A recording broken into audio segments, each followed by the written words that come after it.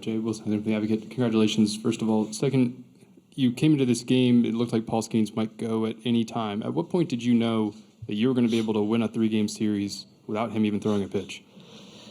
You know, the 3 in the 8th, when we scored 3 in the 8th, I felt like, you know, the wind was out of their sails, and you could kind of see the pressing and some of their at-bats was taking them out of their plan, and we were able to just keep piling up quick outs. Like, after 3, I didn't think we would get Thatcher through 6, but we started to separate there and made it 10-2, and then he got a couple quick innings. That made a huge difference.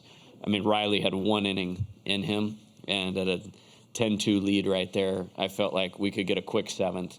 And then it's Gavin, and then Paul's begging me to pitch the 9th, and I'm like, absolutely not. I'm like, if they get within 5, we'll get you up and throwing. But it's not coach speak or anything. Like, we really go through these assessments with them in terms of his hips, his back, his lower half, all of those things. So his body is a great delivery. He needed to be able to stay in his delivery. So we had to test all of those stuff, obviously test his arm.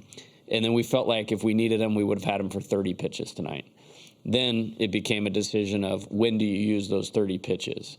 And I felt like we would have given Florida a shot in the arm had I started him, thrown 2 innings, and then taken him out of the game, And I didn't want to do that. And I felt like, you know, with a 3-run lead in the 8th, and they see him trot out there, the psychological help that would have been for our team would have been enough to finish a close game. Yep. Okay, right there. Jacques Doucet, WAFB-TV in Baton Rouge. Coach, you shared a very special moment with Jordan Thompson after the game, and I guess the last 24 hours and what he's been through, and to have the game he had tonight. Just your thoughts on that? Yeah, see, we go way back. I mean, way back before any of this LSU stuff. When he was a 15-year-old kid, I was trying to recruit him to Arizona as a pitcher.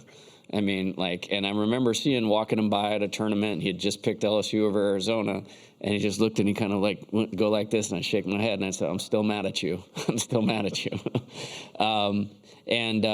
You know, it's a great family. Cole Holland is high school coach at Helix High School, is a good friend of mine as well, and so I mean, there's a lot of history there before me taking the job. As I mentioned with Dylan, you know, knowing Jordan was here for at least a couple years, that was an appeal to it. Then last year, I mean, the guy got so many big hits, but he made so many errors at the beginning of the season. Nobody paid any attention to how important a player he was for our team. And it pissed me off a little bit, to be honest with you. Like, it pissed me off, frankly, because we wouldn't have even been in a regional last year if it wasn't for Jordan Thompson. And then we went to work. I mean, every day, August 21st on, like the first day of school, we had skill instruction with infield defense. And I'm really proud of the season that he had. And he had a tough tournament until tonight. I mean, he got way outside of himself at the plate, and but there was no way we were going to take the defense out because the defense had been so good. And then he made 2 errors yesterday, and they were really simple. I mean, he came out of his fundamentals on the double play ball by trying to do too much, and then he tried to do too much and, you know, get the guy at third base. And so if you just identify them for what they are and then coach them through it, I mean, there was never any thought of taking him out. And, you know, in the last 24 hours, like, just kind of, you know, my wife's asking me, "Is Jordan okay?" and this and that, and not really knowing all of it. And so I just brought him into my room this morning and go like, "Hey, man, like, we're winning the national championship tonight, and you're going to do something special. But is there anything I can do to help you get to that point tonight?" And he looked me in the eye and said, "I'm good." And I saw tonight happen before it happened. Okay, Leah. Jay, this team was number 1 for 12 straight weeks. It's like not a question that they got this far, but this team had to play with its backs against the wall this entire tournament. Is there like an underdog mindset that kind of sets in, or, you know, how do you kind of push through that? Yeah, I don't think there was any underdog thought with this team. I think, you know, we tried to take the number 1 thing and turn it to our advantage. You know, I mean, everybody was asking me about pressure and expectations, and what they don't understand is it always comes back to the play, and always comes back to the preparation. Things you've heard me say a million times. Like, I don't just say that; we actually believe it. And, you know, I mean, I get choked up when I look at Cade and just watching the tournament that he had. and just thinking about where he was, where we got him. Then he got hurt, missed a season, stayed with it, had to, beg him to come back. Not beg him, but, recruit him to come back and not move on with his life. And then to have that turn, we're not the national champions without him. So those things happen, all the time. And a big thing for us as we were going through this is, great teams play near their capability often, and I talked about staying in character a lot. And again, those are not just words. That's what we had to do. And if we did that, then I could surrender the result because I had so much confidence in what the result could be. And maybe the one time was when we lost a tough game to Wake Forest the other night. I mean, I thought they looked a little down. And so, I grabbed them and just, tried to rally them. And then before we left, it's like, hey, we're not asking you to do something that hasn't been done here. I've coached a team that's done it, okay? And LSU has done it before. So, and neither of those teams were as good as this team. Now, we had a tall order when you're looking at Drew Beam in Tennessee, and then 2 games against Wake Forest and Rhett Lauder. That's impressive. This NCAA, the national championship means more because of who we beat to win the national championship. Okay, Koki.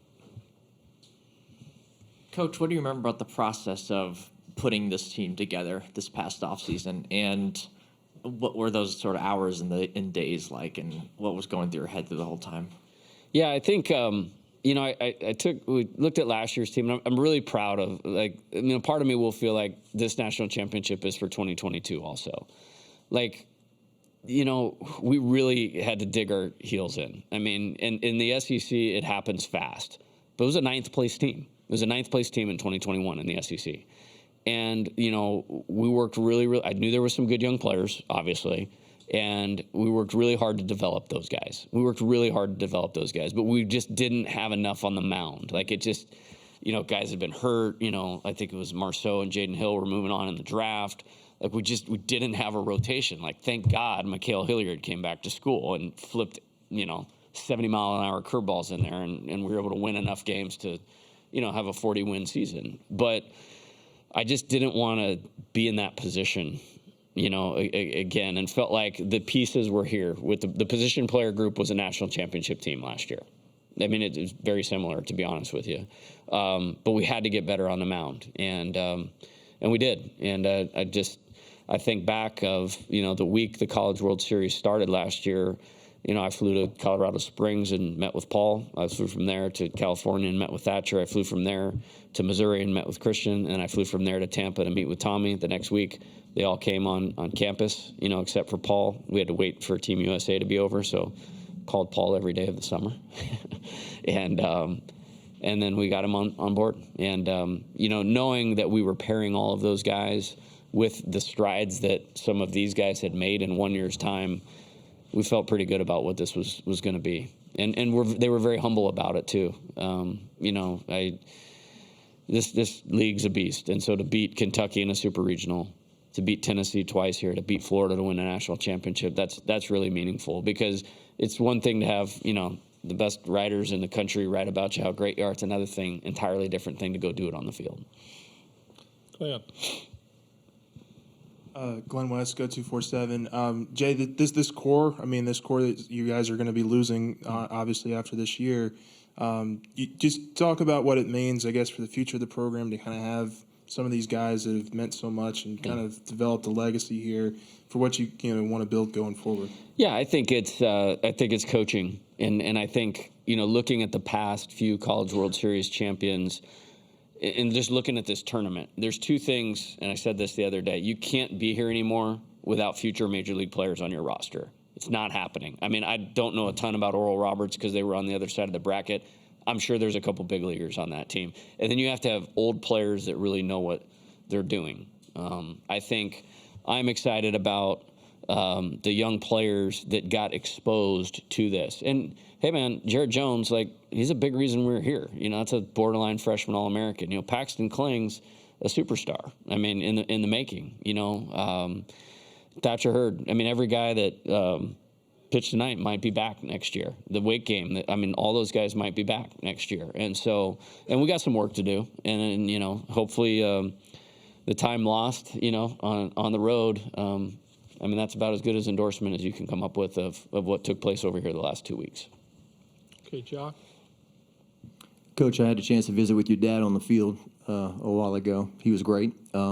Said that you told him when you were 5 that you were going to be a baseball coach. What's it like to share this experience with him here? And then he brought up the kind of 7-year journey from you making it to the championship at Arizona to today, and how difficult that was the first time. Yeah, wow. Might see me crack here. Because, I mean, I got started on this coaching journey really early. It's at the high school level, but I grew up in the house of a legend. He's the winningest track coach in, California history. He didn't lose for 10 years. And he was a great football coach and offensive coordinator, and, my heroes were his running backs. You know what I mean? And that's all I wanted to be. And that part in itself is something enough. But, I'm sat next to Bill 7 years ago today with leaving the tying run on third base in this game and the winning run on second base. And I think about that every single day. And this championship's for this team, and it's about this team. But personally, part of me feels like I got a little bit of that back tonight for those guys. And they texted, we have a group text of that 2016 team. And Friday morning on the off day, I just walked around the stadium, and one of them texted me on there. And I said, hey, when we get this done, that's partly going to be for you guys. Michael. For our Sports Network. Coach, kind of a little bit of feed off his question. Coaches always have support. What would you like to say to your support and your staff? Wow. This is a special place. This is a really special place. And, Scott's there in the back. I think he's the best athletic director in the country. I'm obviously very grateful for him giving me this opportunity. It's roll the dice, man. The West out here has not worked out. It hadn't worked out, And I actually called a couple guys that tried to do it just to avoid, some of the pitfalls, and got some great information from them. But they really, I think they took a chance. And if you look at it in the big picture, but I know what our process is. And so for him, Stephanie Remp, who's no longer with us, Dan Gaston's in the back, sports supervisor, Verge Osbury. I sat in front of them and, wanted this worse than anything in the world, and believed that I could do it, with this group. And they gave me the chance. And so I'm grateful for that. But that's not where it stops. It's every single day. What baseball coach's athletic director calls them 2 or 3 times a week? Everything good. And Dan's in my office every single day. What do you need? How can we make this process that you're trying to develop the best that it possibly can be? And then, I'm just going to go for a second here. There's a lot of people that made this happen tonight. Wes Johnson is a special coach. He is a special coach. And I'm not worried about replacing the pitching coach. I'm worried about replacing the person. That's going to be the difficulty, because he's such a great person. Josh Jordan, coming over here from Duke, he's an insane worker. I can't beat him into the office, and all I do is work. It's amazing. He's done a great job for us. Mark Wanaka, we've been together for 25 years now. And the only coach that's been on my staff at every step along the way. And very, very, you can't do it any better than he does it, and doesn't get near the credit.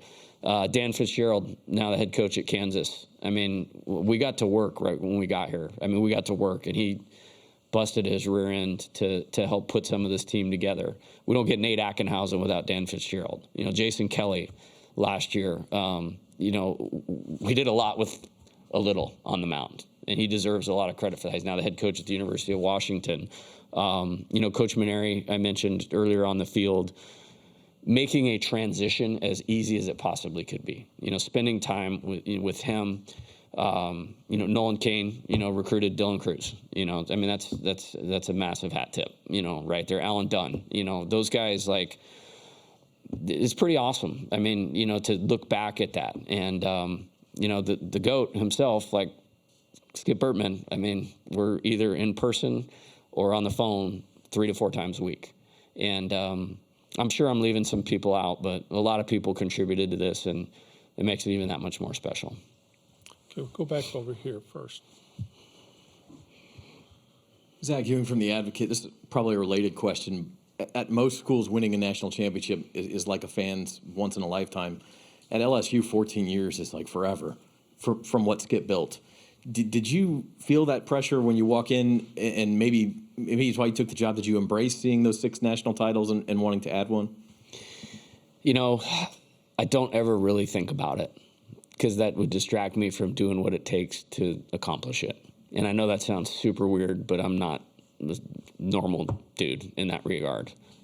I mean, like I said, sitting here next to Bill 7 years ago was literally one of the most painful moments of my entire life.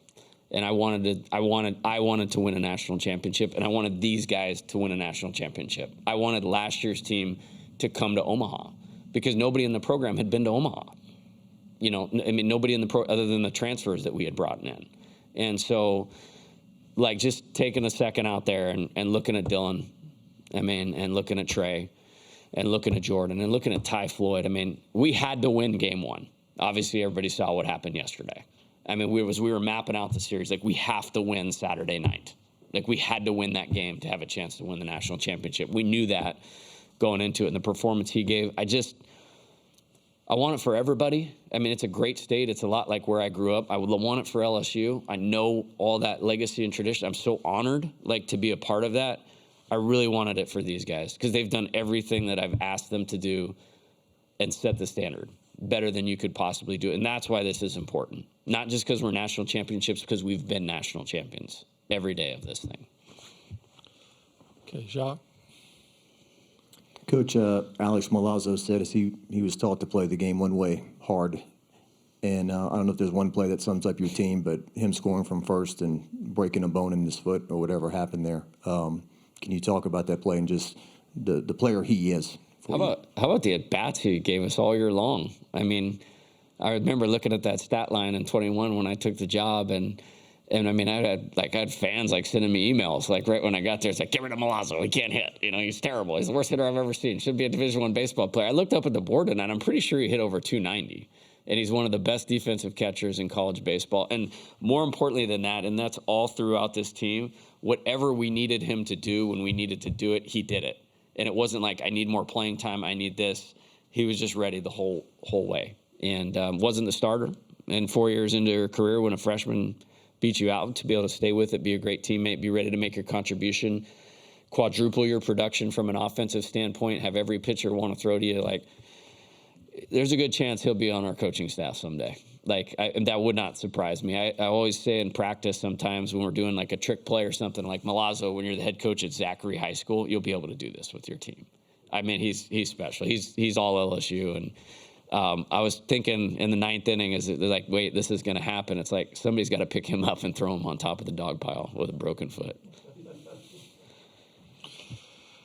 Okay, I guess that's it. I don't want to put you through any more pain sitting here, so. Oh, no, we can stay here all night on this one. I'm going to ask about the 18 runners left on base. Oh. Yeah, okay. So I'll give you some insight now. Like, I didn't want to tip our struggles because, we had to stay with the team. But today we had 9 really good at-bats here with runners in scoring position. So we played them on loop, and they were short swings, low line drives to the middle of the infield of guys not trying to do too much. So behind the scenes, that's where we were trying to get to. But there's a real part of this thing where, I mean, we just faced as good a pitching as you could for 6 of these 8 games, and they made it hard. So, yeah, they did a nice job of it tonight. That's how I'll remember this team with runners in scoring position, is this 18-4 win in the national championship game.